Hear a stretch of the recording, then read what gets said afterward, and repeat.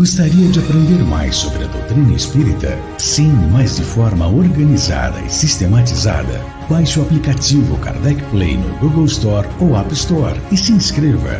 Cosme Massi e o IDEAC esperam por você.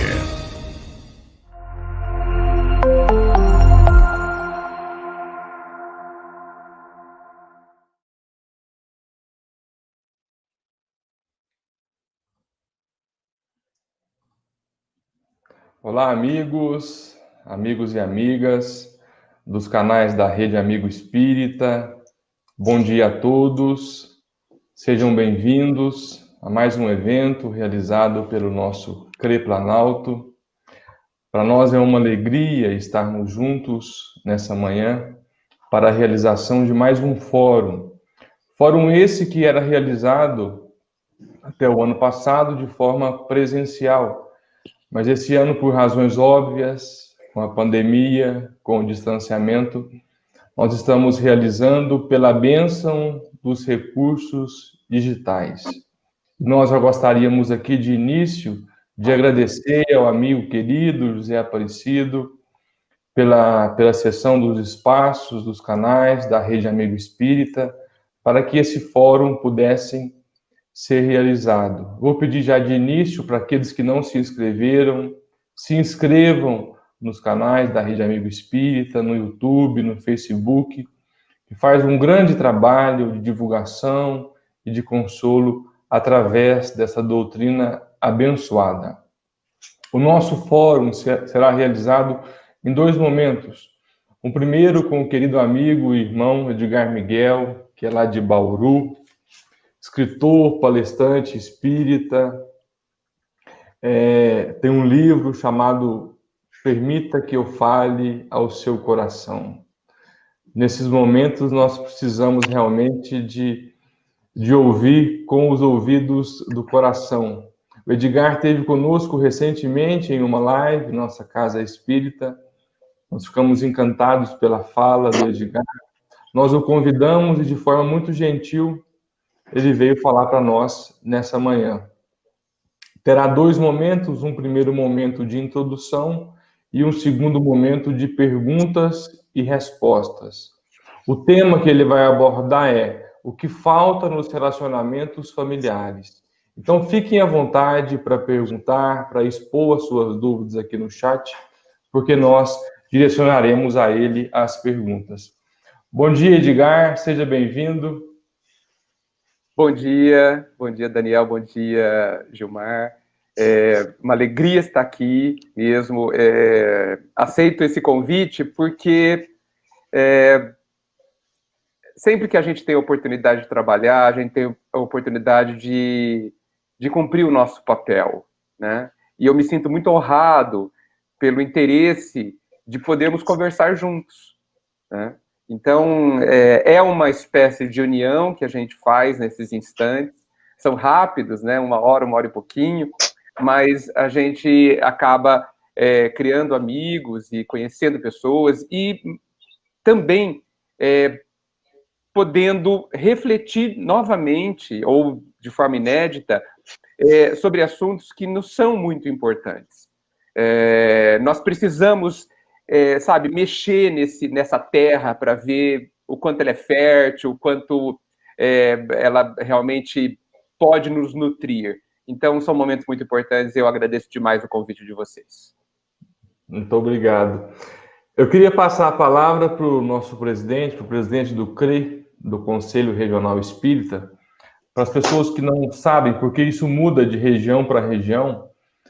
O CRE é um conselho de regiões espíritas. Então, é um conselho regional espírita, que engloba várias AMEs de várias cidades. Então, é um órgão unificador. E esse encontro, esse fórum tem esse objetivo: unificar o movimento espírita de uma região. Nós falamos da região do Alto Paranaíba, de Minas Gerais, a melhor região do mundo. Gilmar, é com você. Eu queria que o Gilmar fizesse as suas considerações iniciais e fizesse a prece, por favor. Oi, gente, bom dia, né? Bom dia, Daniel. Bom dia, Edgar. Edgar, nós somos fãs A gente tem observado e acompanhado o trabalho dele, e a gente tem visto o quanto ele tem trabalhado nessa pandemia, não só na pandemia, mas imagino que antes dela. Eu tenho dito isso muito ao pessoal, Edgar, e Daniel, que tem nos ajudado e tem nos auxiliado bastante nas lives. Eu tenho dito que ele manteve a chama acesa, e essa tocha há de ser levada a todo canto. E quando a gente dá bom dia também aos nossos internautas, a nossa felicidade é imensa de podermos levar agora em cada casa, em cada lar, principalmente o tema que será tratado hoje, nessa manhã, e a gente sabe da necessidade, porque a gente tem observado tantas e tantas coisas acontecendo dentro do lar durante essa pandemia, tantas brigas, tantos assassinatos, e não deveria ser, mas hoje a gente vai falar bastante disso. E eu dou também bom dia, claro, para, como diz o Daniel, mas principalmente para a cidade de Perdizes, pois ela que nos acolhe todos os anos. E eu estou aqui imaginando o prejuízo que nós tomamos, porque eu estou imaginando aquele macarrão. O macarrão de Perdizes é qualquer coisa, gente. É qualquer coisa. Então, hoje a gente está tomando esse prejuízo, entre aspas. Eu peço desculpa porque, ao mesmo tempo, eu estou feliz porque está aqui escrito Juliana no meu nome. Mas é porque o meu celular deu um probleminha, mas não tem problema não. Nós estamos juntos. Nós vamos fazer a nossa prece para nós iniciarmos o nosso trabalho nessa felicidade, qual nessa manhã de hoje o Pai nos proporciona, diante desse trabalho do qual nós temos que expandir, que nós temos sempre que divulgar. É esse o nosso trabalho. E é diante desta energia que agora nos aconchega. Nós pedimos aos benfeitores amigos, espalhados por todo o universo, que tem sempre como objetivo trazer-nos a verdade e fazer com que a justiça do Pai seja levada a todos os cantos, a todos os lares. Obrigado, Pai amado, por ter permitido que nós hoje estejamos e estamos adentrados a uma doutrina luz que também nos faz com que tantas energias possam sempre serem expandidas a todos aqueles que estão espalhados por este universo. Obrigado, Pai querido, por este momento bendito das nossas vidas, por todos os dias sermos testados, e esperamos profundamente, Senhor, que tenhamos esse amparo, esta luz e esta verdade em nossos corações. Que o nosso irmão Edgar, que neste momento trará para nós essa luz, possa estar intuído como sempre, e que possa nos trazer bons conselhos para continuarmos nesta existência a fazer sempre o melhor para nós e para os outros. Que assim seja.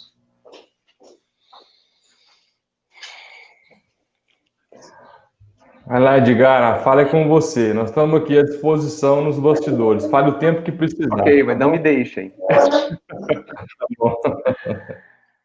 Ok, gente. Bem, nós vamos falar o que nos falta no relacionamento familiar, né?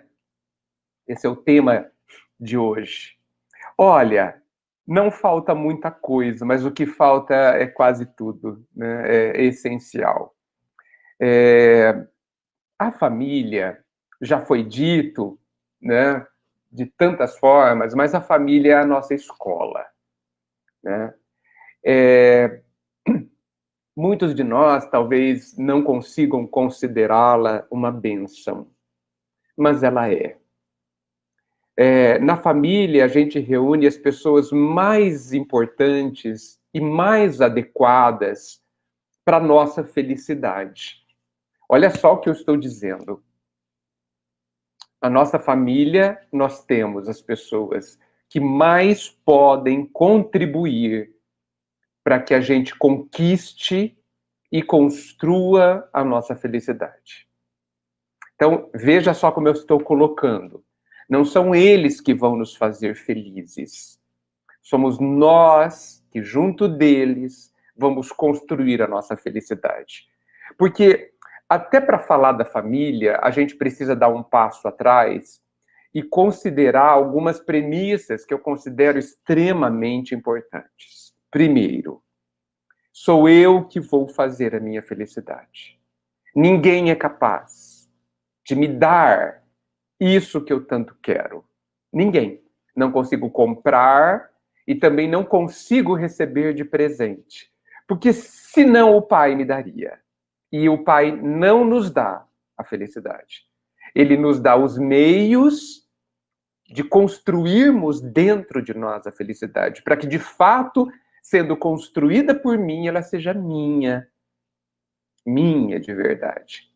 E o que eu estou falando, no meu entendimento, está profundamente relacionado com a fala de Jesus, que é uma declaração de uma lei, quando ele diz que cada um terá segundo o que faz, segundo as suas obras. E aí, segundo as suas obras, no meu entendimento, significa segundo o que eu falo, segundo o que eu faço, segundo o que eu penso e segundo o que eu sinto. Então, se eu vou ter, obrigatoriamente, por força de lei, o resultado do meu viver, podemos pensar assim, das minhas obras, eu já tenho o caminho de como construir a minha felicidade. E dentro desta lei, não sei se a gente percebeu, não existe outra pessoa a não ser cada um de nós. Eu vou repetir de outra forma. Você, Edgar, vai ter de volta para você segundo as suas obras. E essa frase, Jesus está falando a cada um de nós. Percebam que você, Edgar, vai ter o resultado das suas obras. Vocês percebem que não existe outra... A minha família não está nessa frase. Ninguém está. Significando, no meu entendimento, de que nós somos aqueles que vamos construir a nossa própria felicidade. E aí alguém pode perguntar, mas poxa, mas então, para que serve as outras pessoas, e em especial a família? A família e todo mundo são os nossos grandes professores. São a nossa base de trabalho de construção da felicidade. Por isso que as pessoas são fundamentais. Fundamentais. Com elas, somente com elas, nós entenderemos o que a gente não entende. Nós descobriremos quem somos.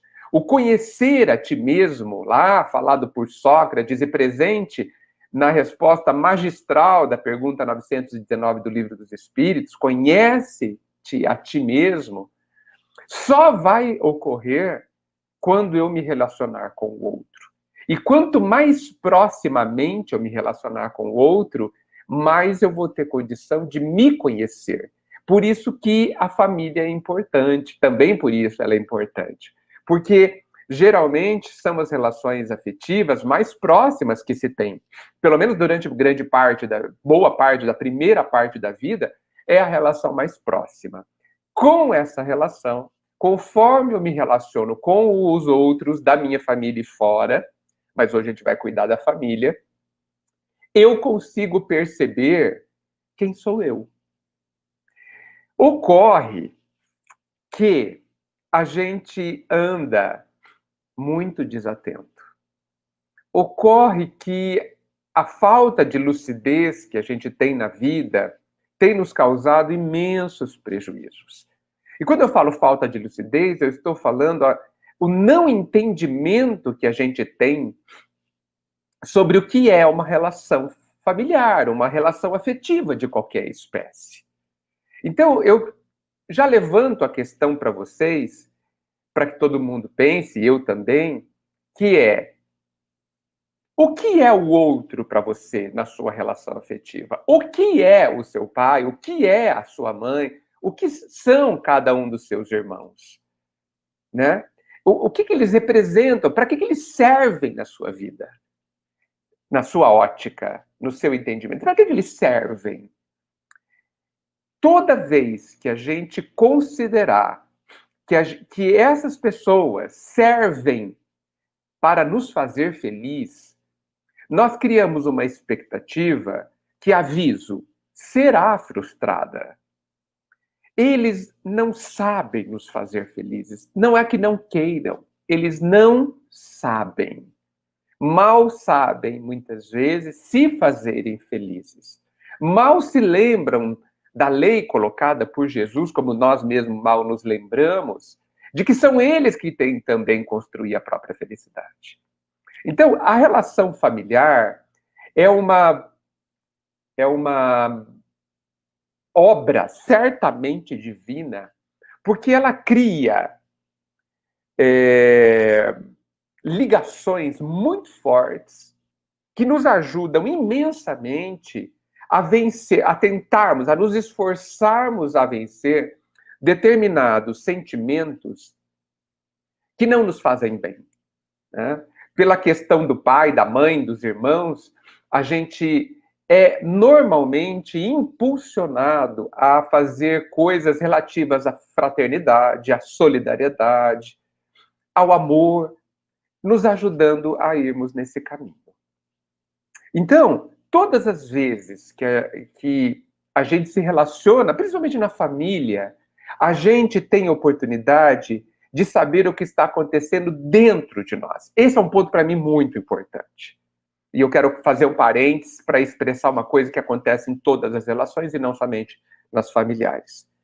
Esse aspecto que eu quero ressaltar é o seguinte: quando alguém faz alguma coisa e tem a ver comigo, quando alguém fala, quando alguém faz, quando alguém não fala e não faz, elas estão fazendo o caminho delas. O caminho delas. O que eu sinto e o que eu entendo a respeito do que as pessoas fazem é minha responsabilidade. É meu problema. Fala do que está acontecendo dentro de mim. E é por isso que no relacionamento a gente consegue, se a gente estiver lúcido, se conhecer. Então, quando alguém fala alguma coisa e eu me sinto ofendido, olha só o que eu disse, eu me sinto ofendido. Não é o outro que me ofendeu, porque talvez o outro não tenha querido me ofender, nem percebeu o que aconteceu, apenas estava sendo o que a pessoa é, do jeito que ela sabe e pode. Mas quem se sentiu do jeito que sentiu, fui eu. Se eu prestar mais atenção no que está acontecendo dentro de mim, do que ser levado novamente pelo vício sentimental e mental, de culpar o outro pelo que eu sinto, se eu perceber, se eu me voltar para mim mesmo, para me perguntar, Edgar, por que você está sentindo essa mágoa, essa ofensa? Por que você está sentindo? E a resposta, gente, jamais vai poder ser porque o outro fez alguma coisa. Jamais. Porque não é verdade. Não é verdade. Porque tantas vezes a mesma palavra, o mesmo ato é feito por outra pessoa ou pela mesma pessoa em outro dia e eu não sinto a mesma coisa. Isso é prova de que a responsabilidade do sentimento é minha. Fala do estágio que eu estou, do aprendizado que eu já tenho ou não tenho, mas fala de mim. Agora, voltemos para a família. Quando a gente entende essa questão que eu considero primordial, fundamental, para a gente viver melhor, não somente na família, mas em toda parte. Quando eu começo a, diante, principalmente das situações que me ferem, quando eu começo a me perguntar por que me senti ferido, eu começo a ter condições de trabalhar naquilo que vai me fazer feliz. Eu começo a construir a minha felicidade. Por quê? Porque eu começo o processo educativo autoeducativo de educar os meus próprios sentimentos, de educar como é que eu sinto as coisas. Porque, gente, por mais incrível que isso possa parecer, os nossos sentimentos são educáveis. A forma como eu penso, como eu sinto, pode estar no meu controle. Normalmente não está, porque sou mal educado nisso. Mas pode estar no meu controle. E precisa estar no meu controle para que eu seja feliz. O que falta no relacionamento familiar, a começar de tudo, vocês poderiam pensar que eu ia falar que falta amor, né? Mas o amor é o final desse processo. Antes de faltar amor, porque tudo isso está dentro também de como a gente constrói o amor, antes de faltar o amor, eu preciso entender o que está acontecendo. E o que está acontecendo? O que é um relacionamento familiar? É um relacionamento entre duas pessoas que têm vínculos antigos e fortes, bons ou maus, vínculos normalmente fortes, onde cada uma das pessoas são ainda bastante imperfeitas, bastante descontroladas, com sentimentos, e aí eu peço muita atenção, com sentimentos e pensamentos extremamente ainda mal educados, e, portanto, fora de controle, né? Viciados, muitas vezes, né?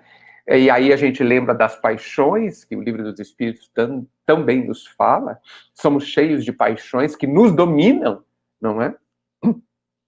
E quando duas pessoas deseducadas emocional e mentalmente, que se esquecem de que cada um de nós somos responsáveis pelo que acontece dentro de nós, o que falta, então, neste relacionamento é exatamente este entendimento.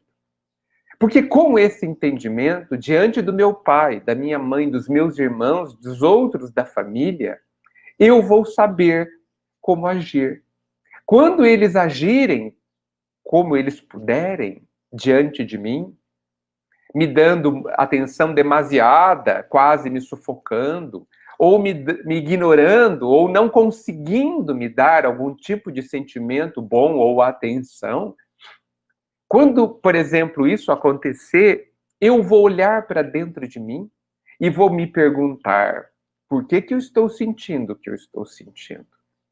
Por que eu estava esperando isso do meu pai ou da minha mãe, sendo que eu também consigo perceber que eles não são capazes hoje de me darem o que eu penso que eu preciso. E o que é pior, o que eu penso que é meu direito. Então, gente, esse é o começo do amor, no meu entendimento. Porque o amor respeita e o amor dá. Mas quem é que dá o amor? Quem o tem. Quem já sabe alguma coisinha dele. Então, se meu pai ou minha mãe não conseguem me dar carinho, por exemplo, é simplesmente porque eles não têm para dar. Claro que alguém pode pensar, mas eles dão para o meu irmão ou para minha irmã. Por quê? Porque para eles já têm alguma coisa para dar. Da mesma forma que eu também não sei amar e ser super carinhoso com todos. Por quê? Porque ainda não aprendi. Então, o começo do aprendizado do amor está em a gente colocar as coisas nos seus lugares e cada um saber a sua responsabilidade. Então, gente, esse olhar do outro, não o olhar de quem exige, onde a gente pensa, mas eu tenho o direito de ser amado como filho ou como irmão. Eu digo que seria excelente que fôssemos amados pelos nossos pais e pelos nossos irmãos. Mas se todos nós somos aprendizes, não é possível obrigar aquele que não tem a dar o que não tem. Então, nós precisamos aí rever realmente as nossas expectativas.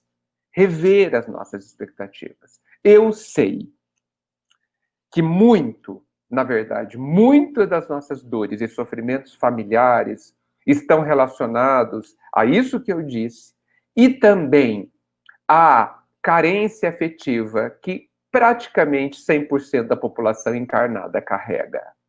Nós temos um vazio dentro de nós, que a gente chama de carência. Carência é falta de. Nós temos um buraco dentro do nosso coração, dentro do nosso peito. E, erradamente, a gente pensa que é alguém que vai preencher esse vazio. Eu penso, gente, que não é. Que não existe essa pessoa que vai preencher esse vazio. Que não existe um ser que vai preencher esse vazio. Por quê? Eu penso assim. Porque no meu entendimento, quem preencherá esse vazio precisará ser você mesmo.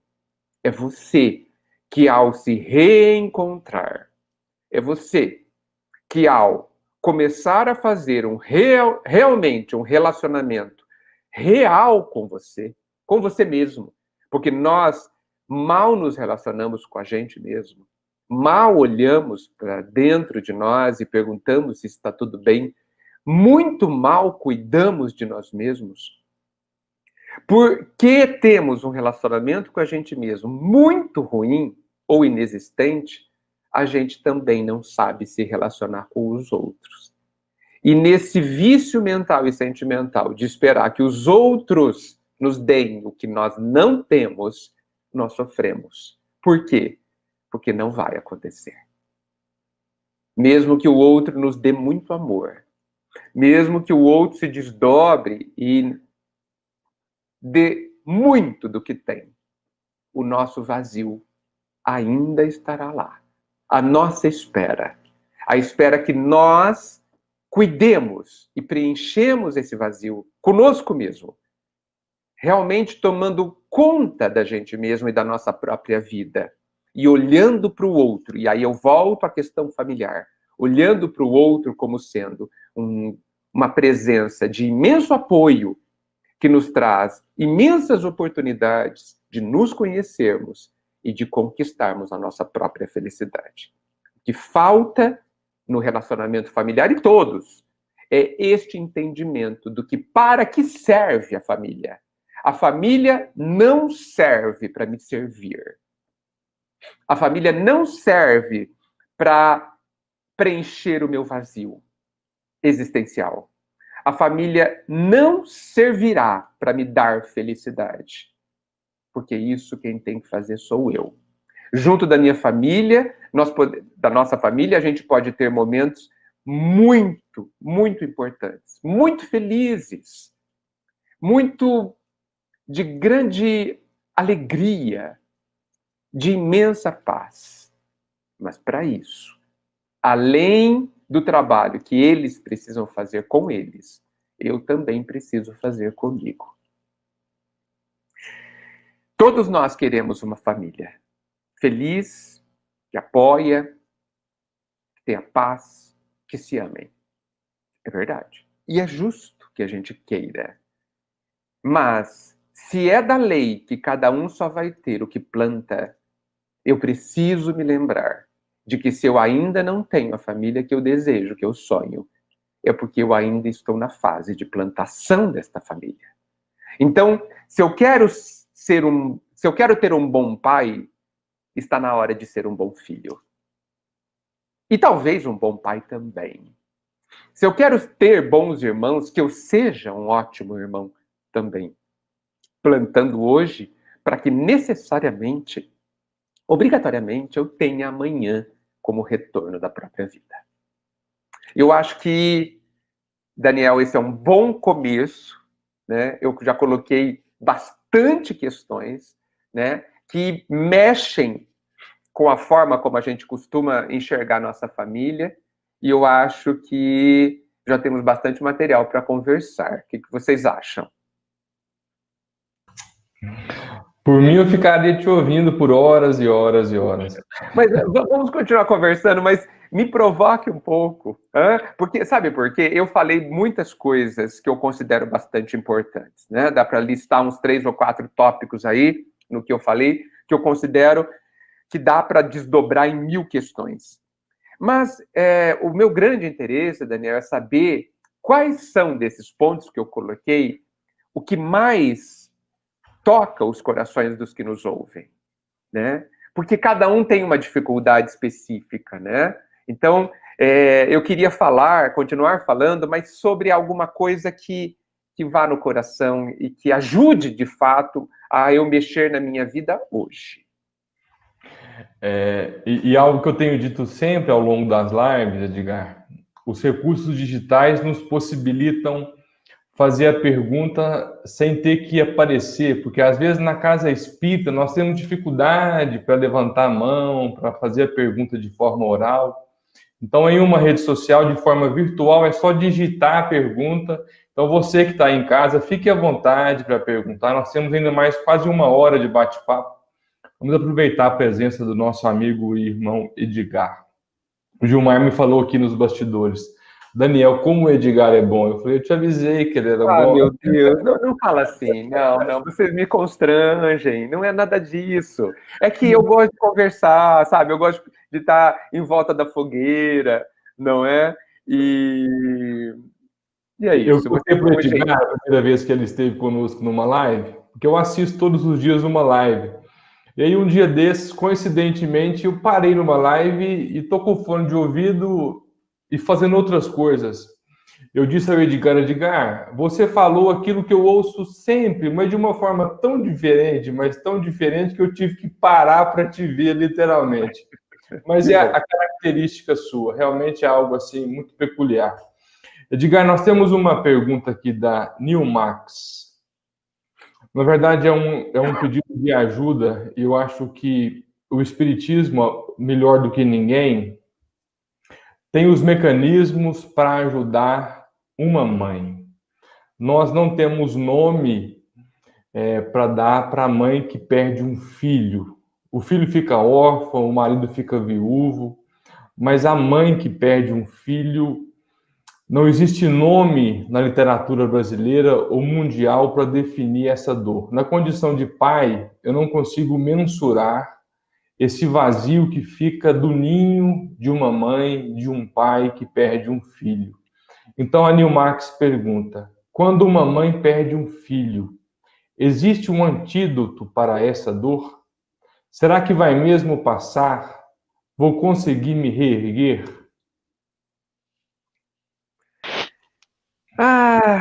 A dor, né?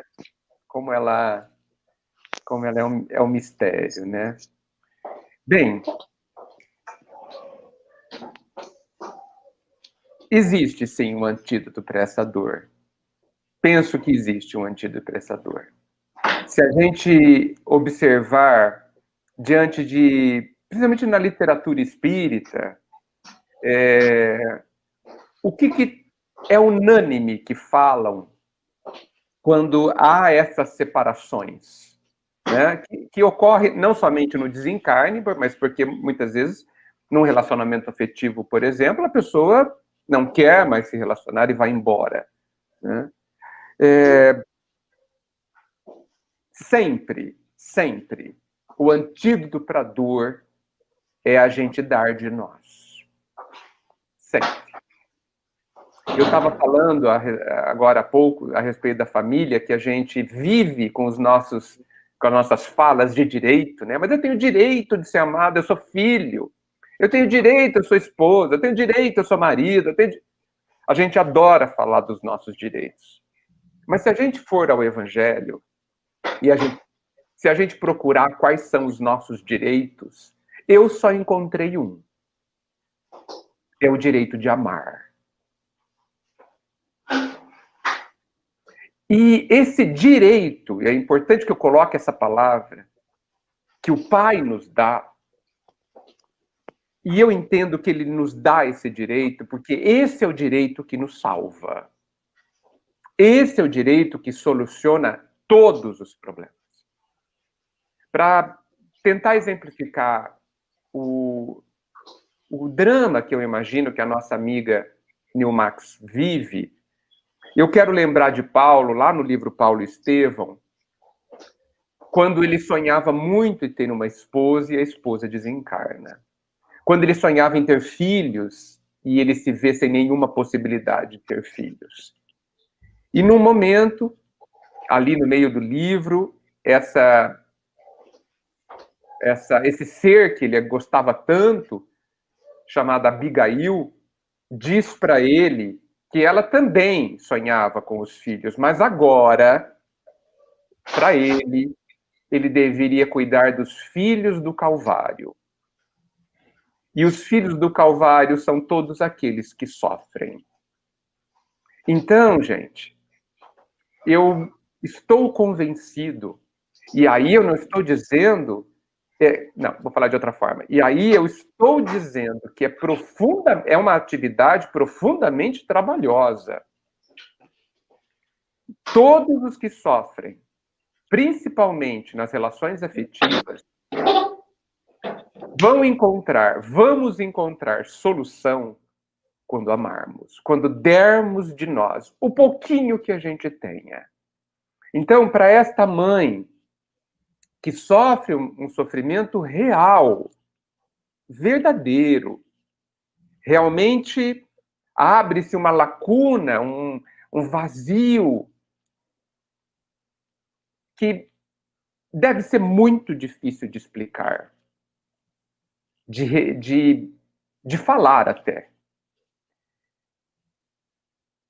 Estou convicto de que a solução, que essa dor vai diminuir a ponto de acabar quando nós exercitarmos diminuir a dor de quem sofre.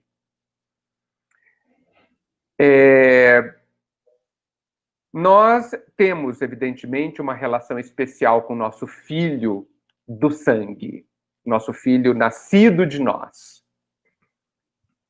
Mas a bondade do Pai já nos avisa que um dia amaremos todos.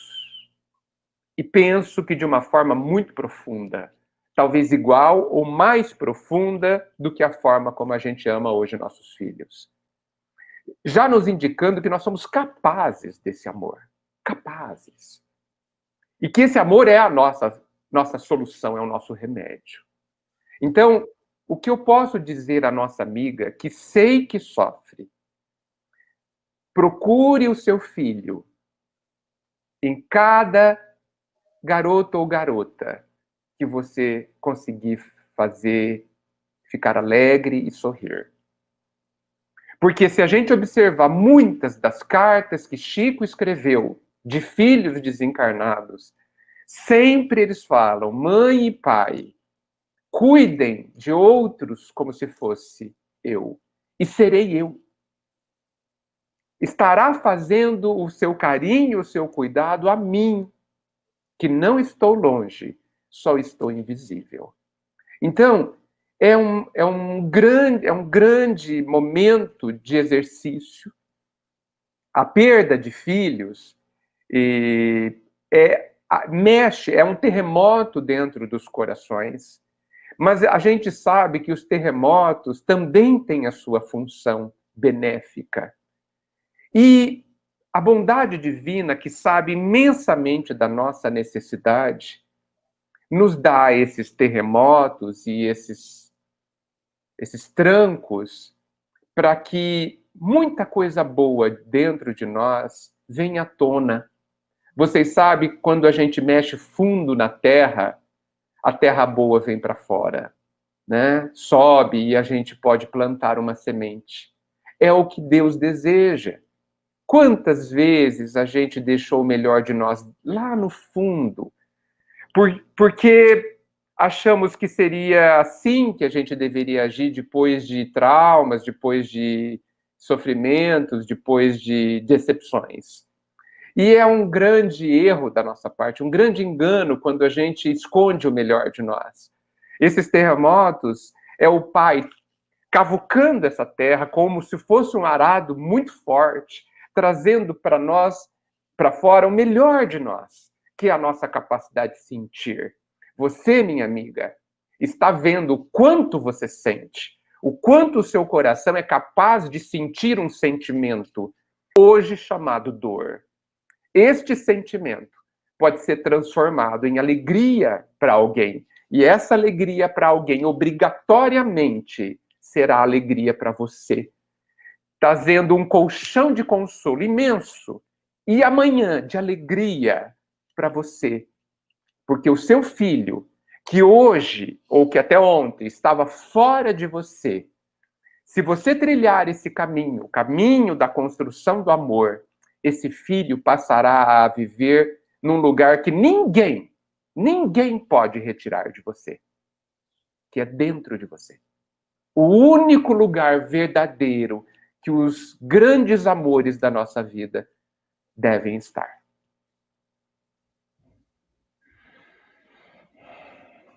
Excelente, Edgar. Nós temos muitas perguntas. Gilmar, então eu vou aproveitar as perguntas do chat, tudo bem? Para dar voz ao pessoal. A Maria Tenório faz uma pergunta até cômica, porque ela faz menção aos agregados.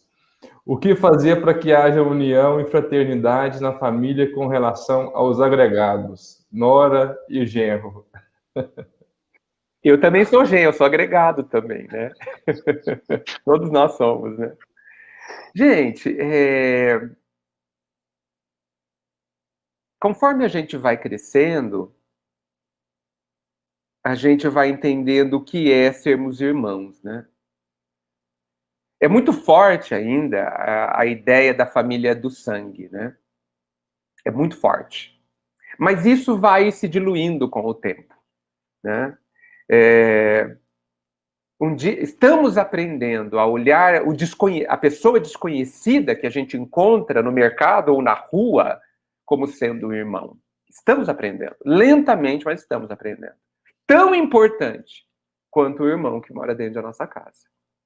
Então, os agregados são o pai abrindo as portas da nossa família para dizer que ele é maior do que a gente imagina. E conforme esses agregados chegam, e cada vez mais vão chegar, a nossa família vai se expandir.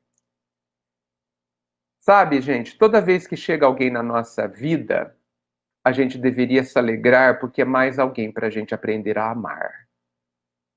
E aprender a amar é a nossa grande necessidade. Nós não sofremos porque não nos amam. Desculpem. É um engano da nossa parte quando a gente conclui que eu sofro porque ninguém me ama. Não é verdade. Sofremos porque não amamos. Sofremos porque não amamos. Porque grandes corações que amam imensamente não são amados na mesma proporção. A gente fala que a gente ama o Chico, né? Tenho dúvidas. Tenho dúvidas. Eu suponho que quando fazíamos fila para ver o Chico, bem poucos de nós íamos vê-lo por ele, para ajudá-lo na sua trajetória. A gente ia lá por nós, preocupados conosco. Ele sempre amou mais do que nós a ele. Hoje nós agradecemos, antes também, mas agradecemos porque já tínhamos recebido.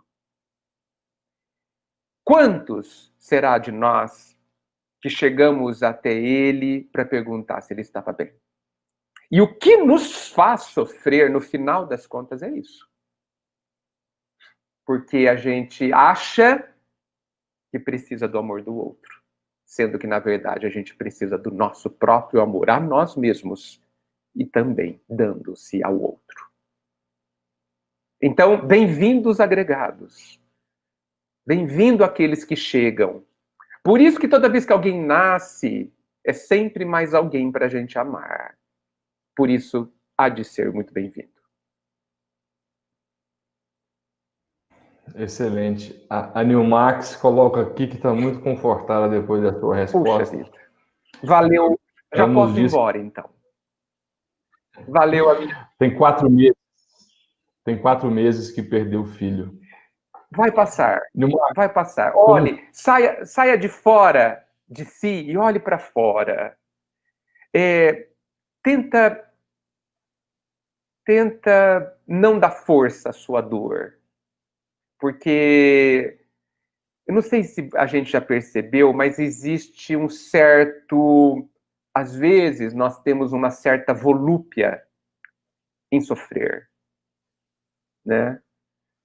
Alguma parte dentro de nós, e aí não estou falando da nossa amiga, mas estou falando de todo mundo, adora ser vítima. Eu não estou falando que ela está vivendo isso, mas tem uma parte de nós que adora um colo, né? Quem não gosta de um colo, né? Mas dizem, o Evangelho diz que dar o colo traz mais alegria que receber o colo. Eu acho que a gente devia experimentar. Dar o colo. Que a nossa amiga receba toda a luz, e ela recebe toda a luz do Pai, mas que ela abra o coração para que essa luz esteja no seu próprio coração. Vamos em frente. Esteja bem, Nilmax, por tudo aquilo que a gente vê nas literaturas, quando você está bem, todos aqueles que estão de lá também estão bem. A Ivanir, eu acho que esse é o problema só da Ivanir, nós pais não enfrentamos esse problema, viu, Ivanir? Como fazer com nossos filhos, que quando criança encaminhamos para o centro espírita e quando adolescentes não se importam com a religião? Eu queria abrir um parêntese aqui e contar uma experiência pessoal. Há um tempo atrás eu ouvi de uma mãe numa casa espírita, ela dizendo assim: eu não levo a minha filha na evangelização, e na época a criança tinha acho que 8 anos, 9 anos, para não frustrá-la quanto à opção da religião. Então eu vou deixar para ela escolher quando mais tarde. Eu queria que nesse contexto você falasse alguma coisa, Edgar, em cima da pergunta da irmã. Olha, eu vou reproduzir o que muitos já falam, que eu concordo, evidentemente. É um enorme engano, no meu entendimento, quando nós pais fazemos isso. Se a gente não leva os nossos filhos a aprender alguma coisa que nos faz bem e que nos é importante, como a casa espírita, a gente também não deveria levá-lo na escola. Deixemos nossos filhos sem aprender a ler e escrever, para que depois, aos 18 anos, eles decidam se eles querem ou não. Deixemos os nossos filhos sem aprender a tomar banho, né? Sem aprender a lavar as mãos, né? Sem aprender a ter disciplina, porque lá para os 15, 18 anos eles escolham. Afinal, eles precisam ser livres. Não. Não. Não. Não vamos fazer assim. Porque os pais, todos nós, precisamos enfrentar as nossas responsabilidades, que são bastante trabalhosas.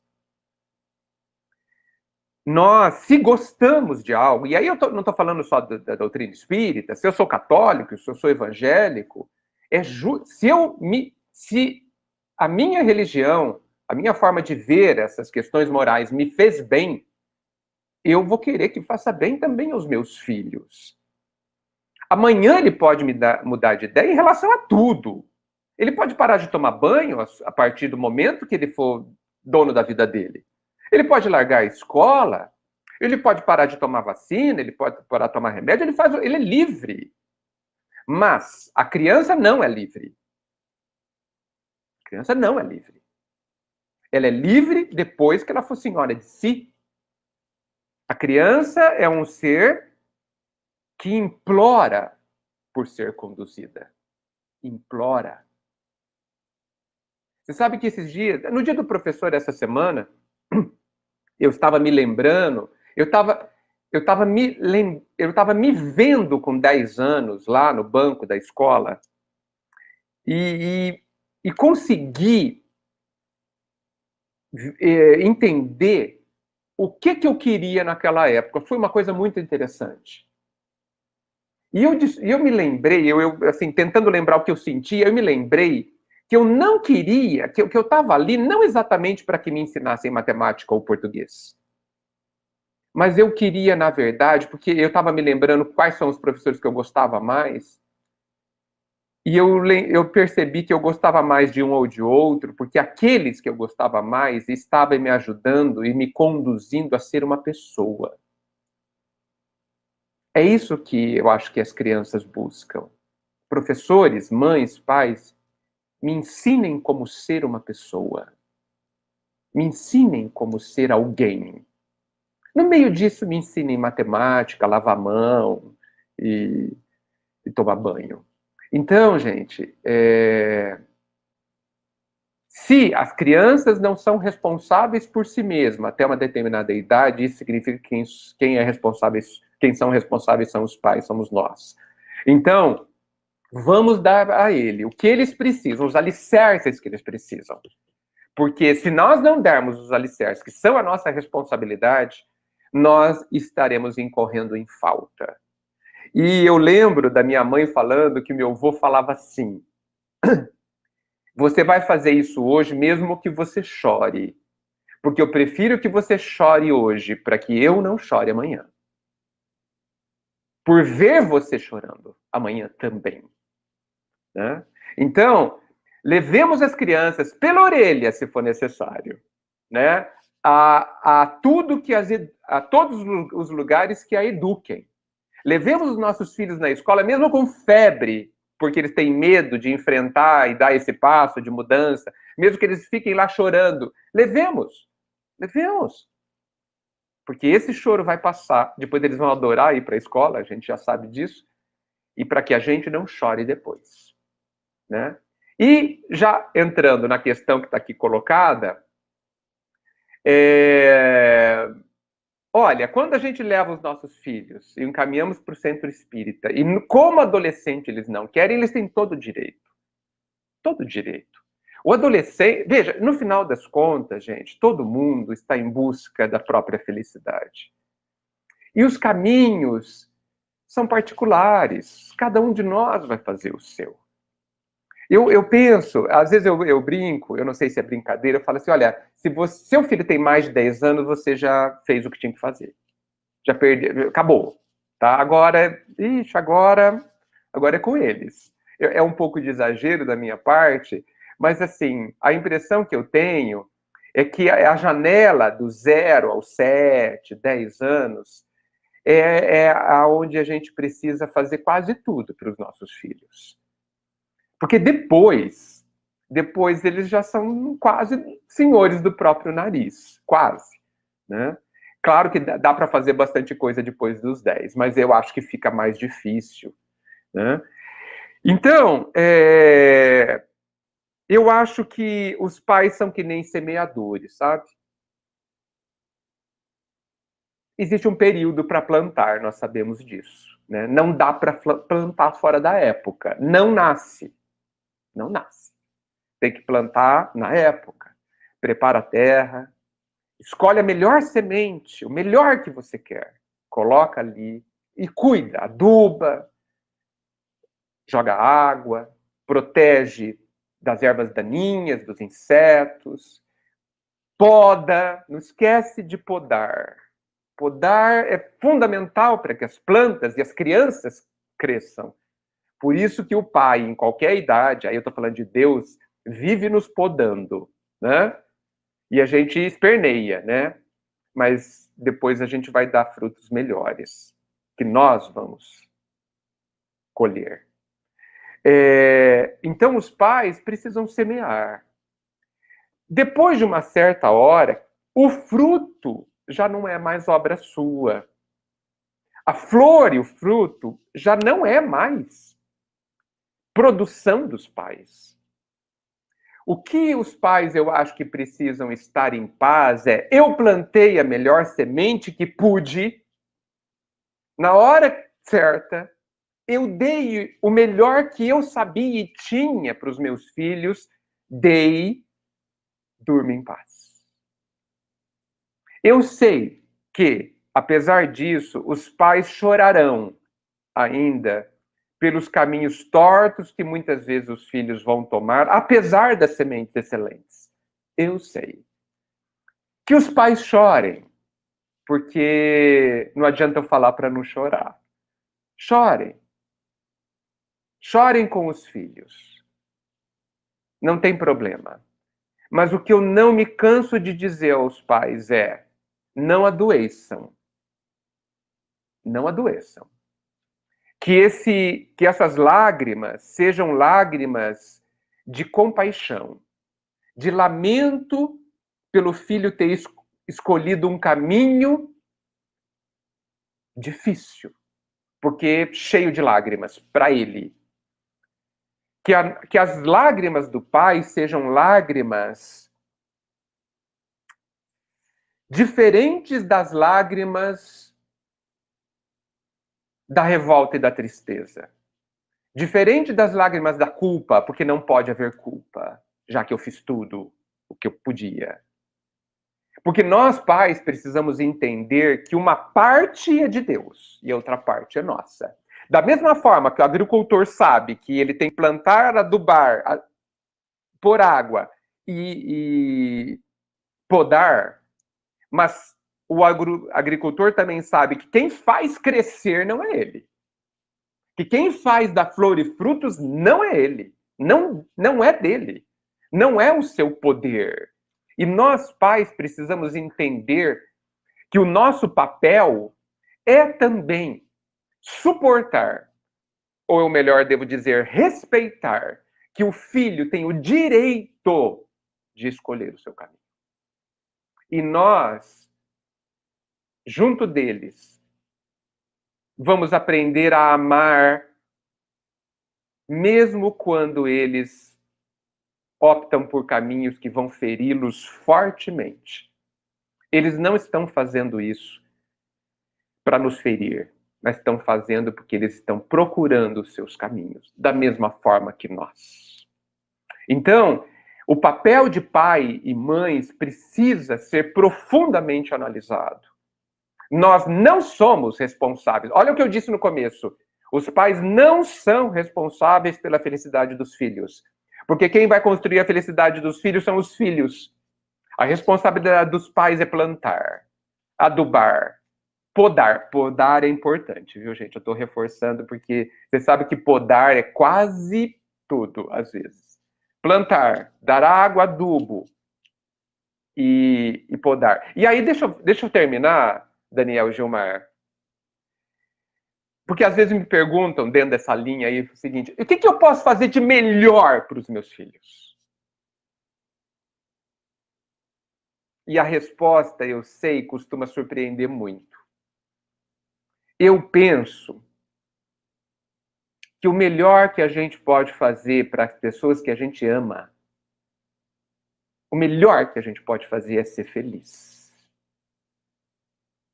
Porque quando o pai e a mãe são felizes, eles sinalizam, exemplificam para os pais duas coisas que eu considero fundamentais. A primeira coisa, é possível ser feliz. A segunda coisa, esse é o caminho. Siga-me, faça como eu faço. Os pais, qualquer pessoa, quando conseguem ser felizes ou trabalham na direção da própria felicidade, eles estão mostrando como é que faz. Porque assim, gente, 100% da população humana já sabe que precisa ser boa, que precisa melhorar, precisa cumprir o dever, precisa... Todo mundo já sabe. O que a gente não sabe é como. O que eu tenho que fazer, Edgar? O que eu tenho que fazer, meu pai e minha mãe, para ser feliz? Eu não sei como. Ok, então pais, vão na frente. Deem os primeiros passos, mostrem como faz. O pai não ensina o filho: olha, eu vou te ensinar a serrar aqui, a cortar madeira, usar um machado. Ele mostra primeiro. Ele mostra como faz. A mãe ensina como fazer outra coisa. Então, mostremos como é que se faz para ser feliz. E os filhos, que são imensos imitadores, porque os filhos nos ouvem muito pouco, graças a Deus. Mas eles nos seguem. Eles nos imitam.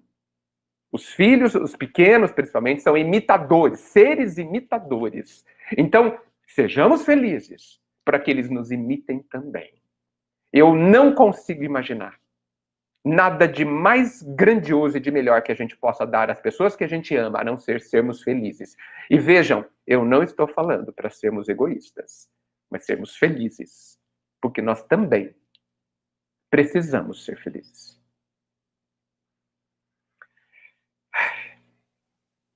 Que show, viu? O show não é meu. Veja, quem está falando é o... Quer dizer, eu não tô... quem disse isso foi o Cristo. Quem disse isso foi o Livro dos Espíritos. Eu sou apenas um papagaio aqui, entendeu? Se eu posso dizer, eu sou um bom vendedor, né? Mas o produto é tão bom, ele quase se vende sozinho, né? Quem não quer ser feliz? Né?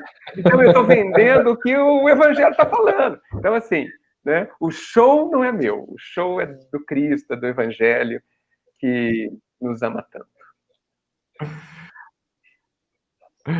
Antes de ir para a próxima pergunta, Gilmar, quer falar alguma coisa? Ô, Daniel, minha cabeça está parecendo uma usina aqui. O Edgar ele vai sempre bem, mas hoje ele está demais.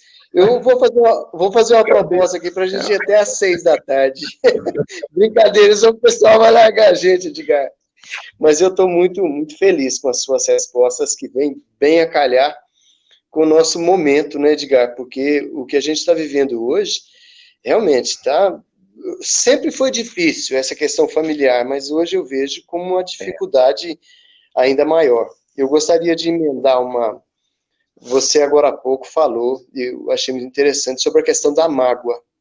Porque a mágoa, você disse, não é o outro, é a gente. Porque se outra pessoa fizer o que...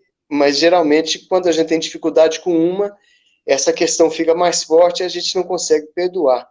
E a gente tem visto isso muito, é claro, nos lares. Eu gostaria, Daniel, de usar esse espaço para fazer que você trabalhasse um pouco mais sobre isso. Isso.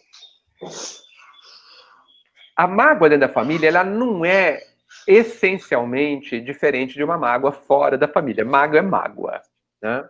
Mas as mágoas dentro da família, elas costumam ser maiores, né? Mais fundas, né? E olha, desculpem, mas o problema da mágoa é de quem a tem,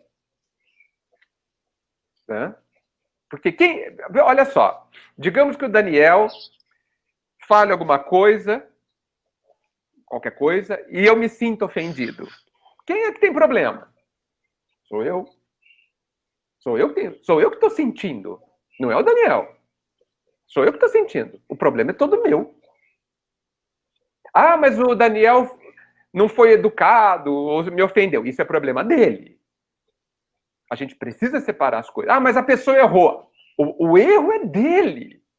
Isso é problema dele.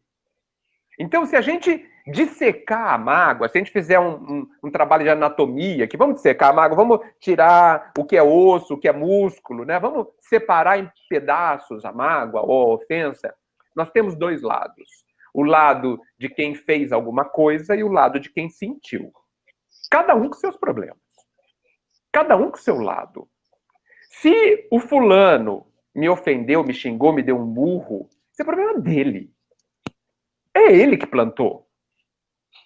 É ele que acabou de entrar dentro da lei que Jesus colocou, de cada um vai receber segundo as suas obras. Se ele quis me ofender, ele sabe não, a vida sabe o que ele está plantando. Eu insisto, gente, isso é problema dele. Ele está plantando alguma coisa e ele vai ter que se resolver consigo mesmo. Muito bem. Agora eu tenho o meu problema. O meu problema é o que eu vou fazer com o que eu estou sentindo. E eu estou sentindo mágoa. Isso é o meu problema, exclusivamente meu.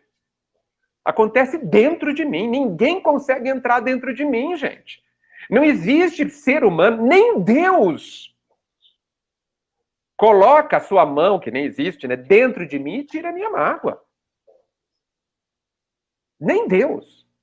É tal o respeito que ele tem por nós, que dentro de nós mando eu. Dentro de mim mando eu. Ele me ajuda, me influencia, me dá, ele faz quase tudo. Mas a minha parte ele não faz. Por isso que eu gosto muito daquele ditado popular. Confie em Deus, mas amarra o burro, senão ele foge. Não é verdade? A gente não pode confiar em Deus e entender que ele vai fazer o que é minha parte. É minha parte, gente. E esse pai que nos olha com dignidade, ele não invade a minha parte e faz por nós. Por isso que ele é de um amor gigante. Porque quando eu faço por alguém que pode fazer, eu estou dizendo a ele que ele é incapaz. E o pai jamais vai nos dizer incapaz. Eu penso assim, que quando eu preciso de algo que eu não sei fazer e nem posso aprender agora, o universo se move a meu favor, a nosso favor. O universo, não é só uma pessoa, não. Agora, quando eu tenho que fazer uma coisa que eu posso fazer, que eu sou capaz de fazer, mas não faço, o universo não sai do lugar. Deus não está nem aí. Ele fica lá esperando. Esperando. Por quê?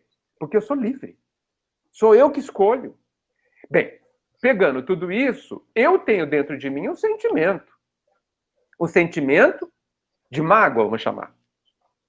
O pai sabe que eu posso resolver essa questão. E aí eu tô falando de qualquer sentimento, tá? Tristeza, raiva, mágoa, ciúmes, inveja,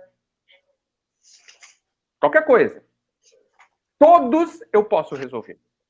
E todos eu vou resolver. Hoje ou amanhã.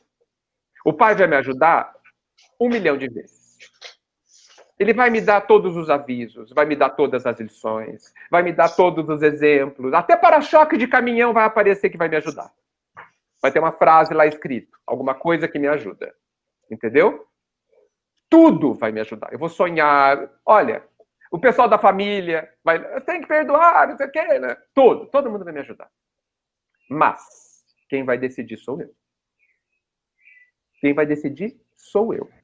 Então, por isso que eu falo, a mágoa é meu problema. E por que a mágoa na família é maior? Porque eu espero mais. Porque a mágoa ela está diretamente relacionada à expectativa. Eu gosto de brincar que devia ser proibido ter expectativa. Né? Mas não é proibido, infelizmente. E a gente tem. Né? Então a gente espera do pai, espera da mãe, espera do irmão, espera da esposa. Ai, as relações conjugais. Coitada das relações conjugais. A gente casa, no primeiro dia a gente fala assim, bem, agora minha esposa tem a obrigação de me fazer feliz. Eu vou ficar aqui no sofá esperando. Né? E a esposa fala, bem, agora, né, que eu casei, o meu esposo tem o dever de me fazer feliz. Vou ficar aqui no sofá esperando. Vai dar errado. Vai dar problemas. Por quê? Vou contar um segredo aqui, já que nós estamos só nós aqui, um segredo que todo mundo esquece de saber. A minha esposa, a sua esposa, o seu marido, o meu marido, não sabe te fazer feliz. Não sabe nem se fazer feliz ainda. Imagine você, que muda de ideia todo dia. Que tem desejos diferentes todos os dias. Se a gente não se entende, imagine entender o outro. Então, gente, as mágoas imensas e fortes e profundas que existem na família, elas estão relacionadas às imensas expectativas que a gente alimenta. E elas deveriam ser combatidas. Acresce-se a isso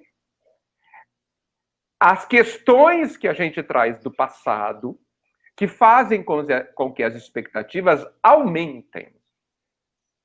Porque existem sentimentos que a gente, evidentemente, não sabe atualmente nessa personagem explicar, aversões que a gente traz dentro da família por um ou por outro, que são fora da ótica da reencarnação inexplicáveis, mas que a doutrina, felizmente, nos explica, que precisam ser combatidas. Quando existem pais que não gostam de um filho, existem mães que sentem aversão pelo filho. E eu não estou falando de depressão pós-parto, eu estou falando que não gosta daquele filho. Por que que isso ocorre? Para que a gente goste. Por que que isso ocorre? Para que eu, que não gosto, trabalhe o meu próprio coração para que aprenda a gostar. Porque gostar e não gostar é uma decisão, gente. Eu escolho amar. Emmanuel fala assim, o ódio começa onde termina a simpatia. E se isso é verdade, eu acredito que é, o amor começa onde começa a simpatia. Eu posso não gostar daquele filho, mas eu posso e eu sou capaz de começar a ter simpatia por ele, de me educar para ter simpatia, de olhar para ele procurando o melhor dele, ou de qualquer pessoa, valorizando o que ele tem de melhor e esquecendo o que ele tem de ruim e de imperfeito ainda. Está nas minhas mãos. Agora, a gente também, só para finalizar, a gente também precisa abandonar aquela ideia romântica de que amor aparece num domingo de manhã de primavera no meu coração. Desculpa, gente. Amor não brota sozinho, não nasce sozinho. Ele precisa ser construído. Como tudo que é bom precisa ser construído. Ah, eu não gosto de tal pessoa, mas um dia eu vou gostar. Tá, vai mesmo, mas você está fazendo o que para isso? Porque se você não está fazendo nada, nossa, vai demorar muito, ou não vai acontecer. Então, eu não gosto ao filho. Pois então, trabalhe para gostar. Se eduque, se entenda, descubra o que está acontecendo e eduque a sua percepção, o seu foco, o seu ponto de interesse, para olhar para essa pessoa da melhor forma possível, ignorando e esquecendo tudo que ele falha. Então, gente, não sei se vocês percebem, dentro das minhas falas, nós não temos escapatória. Tudo é responsabilidade minha. Tudo que diz respeito ao meu íntimo. Meus sentimentos, minhas expectativas, a forma que eu penso, a forma que eu sinto, a forma que eu ajo, é minha responsabilidade. E precisará ser educada por mim. Não tem escapatória. Na minha forma de pensar, eu sou responsável por tudo dentro de mim. E por quase nada fora. Mas por dentro, tudo. Espero ter respondido, Gilmar. Sim. Excelente, Edgar. Nós temos 5 minutinhos. Já? Oi? Já. Meu Deus. Eu falo muito. Nós precisamos encerrar essa live e ir para uma próxima com o Wagner. Puxa, não podemos perder o Wagner. Tem uma pergunta aqui que eu acho que é uma dúvida de muitos que estão fora do espiritismo. Uhum. E como você é um bom vendedor, eu queria aproveitar esses 5 minutinhos finais Tá bom.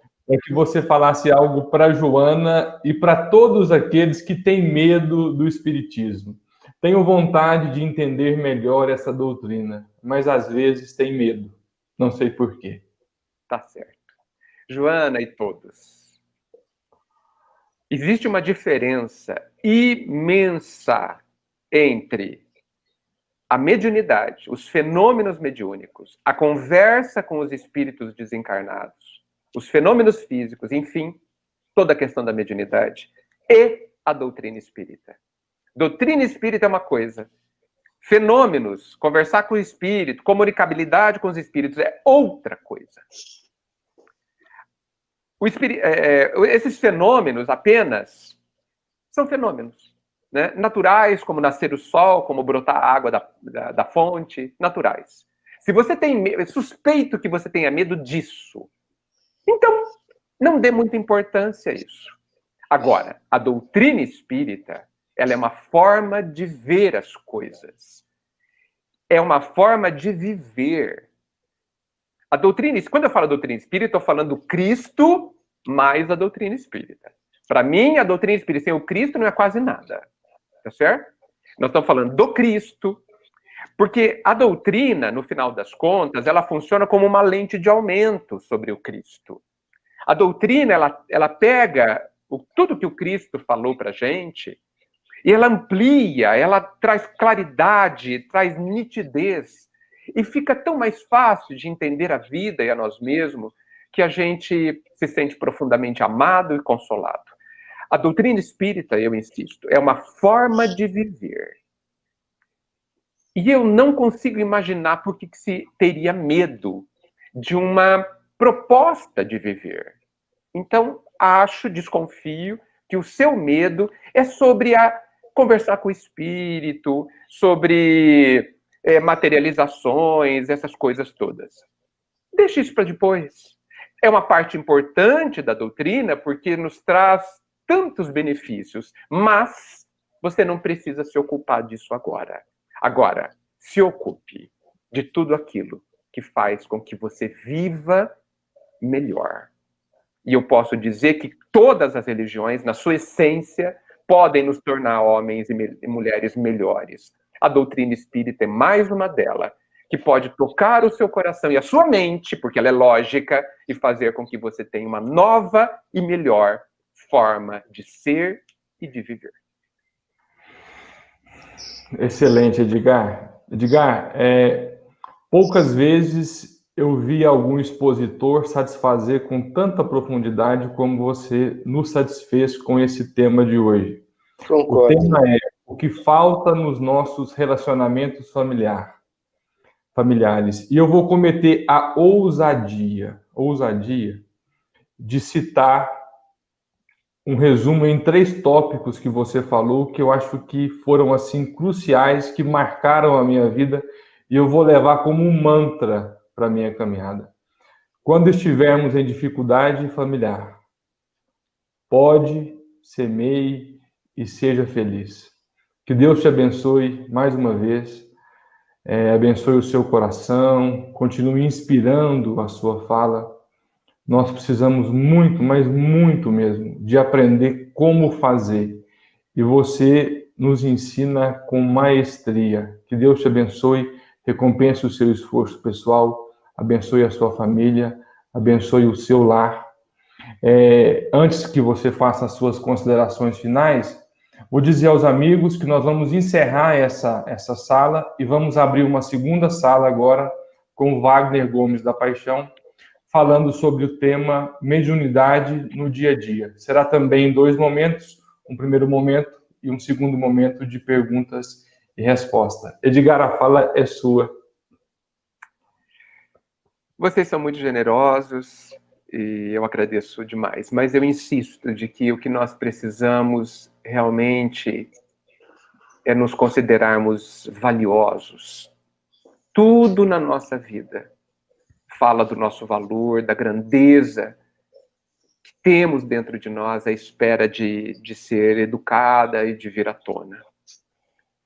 O que eu gostaria que todo mundo sentisse é exatamente isso. Todos nós temos um valor incalculável. Você, cada um de nós. Por mais desprezado que seja, por parecer que a vida nem sabe que você existe, não caia nessa. Não se iluda assim. Não se desvalorize assim. Observe, o sol brilha para todos, nos ensinando que o amor do Pai, que é o verdadeiro sol, brilha e aquece todos. Nós precisamos abrir o peito para receber esse calor do Pai.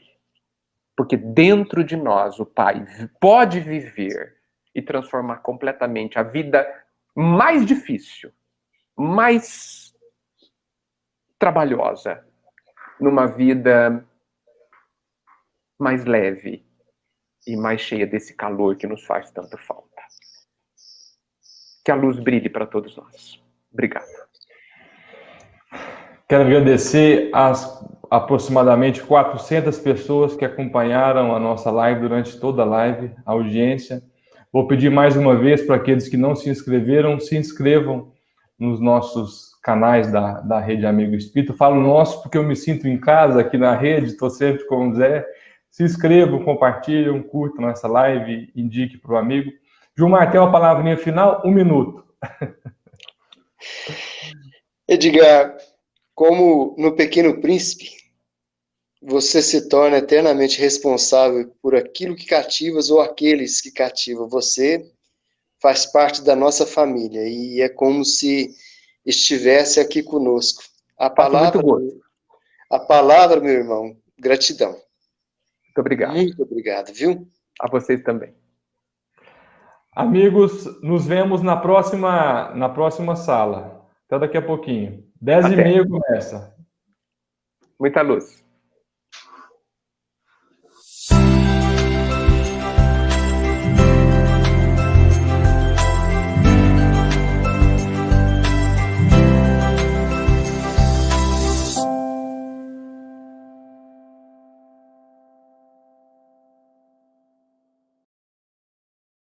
Gostaria de aprender mais sobre a doutrina espírita? Sim, mas de forma organizada e sistematizada. Baixe o aplicativo Kardec Play no Google Store ou App Store e se inscreva. Cosme Massi e o IDEAC esperam por você.